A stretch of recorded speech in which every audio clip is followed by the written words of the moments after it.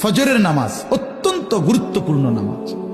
কোরআন শরীফে আছে, আল্লাহ তাআলা সরাসরি বলছে এই ওয়াল ফজরি, এই সূরার প্রথম আয়াত ওয়াল ফজর, আল্লাহ বলছে বান্দা আমি আল্লাহ কসম করছি ফজরের ওয়াক্ত।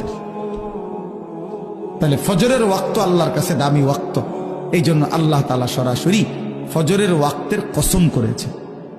কসম কোরআন শরীফে আছে, আল্লাহ তাআলা বলেন ইন্না কুরআন আল ফজরি কানা মাশহুদা, নিশ্চয়ই ফজরের ওয়াক্ত আমার সমাবেশের সময়।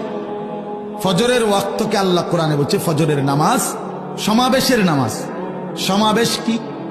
হাদিসে আছে আল্লাহর নবী সাল্লাল্লাহু আলাইহি ওয়াসাল্লাম বলেন সারা রাত আল্লাহর এই জমিনের মধ্যে কোটি কোটি ফেরেশতা এই পৃথিবীতে মানুষের আল্লাহর পক্ষ থেকে বিভিন্ন খেদমত করে, পাহারাদারি করে, এই জমিনে দায়িত্ব আদায় করে। কোটি কোটি ফেরেশতা আছে আমাদের চারদিকে আছে।